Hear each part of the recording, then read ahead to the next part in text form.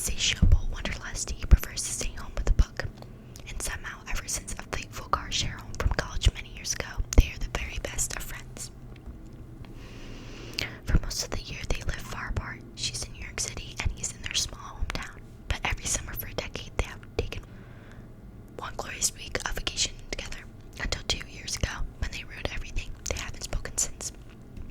Puppy is everything she should want, but she's stuck in a rut. When someone asks when she was last truly happy, she knows without a doubt that it was on that ill-fated final trip with Alex. And so she decides to convince her best friend to take one more vacation together, lay everything on the table, make it all right.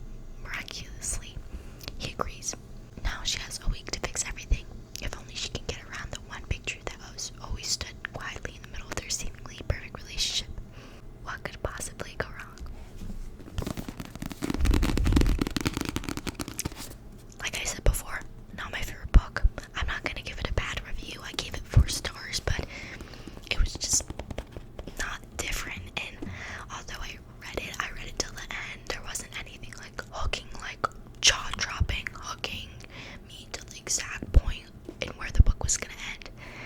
And not gonna lie, it's 366 pages or something like that. It's a big book, and I don't know.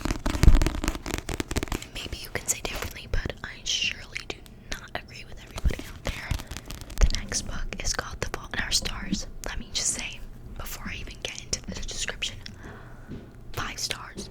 Best book out there. I was crying all day because of this book, and I read it in one day.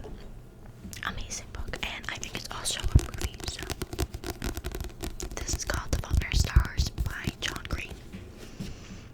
Despite the tumor-shrink miracle that has followed her a few years, Hazel has never been anything but determined.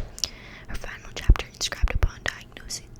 But when a gorgeous plot twist named Augustus Waters suddenly appears at Cancer Kids support group, Hazel's story is about to become completely rewritten.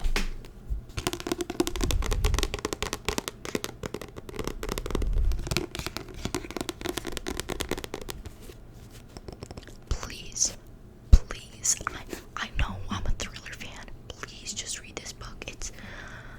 It's amazing.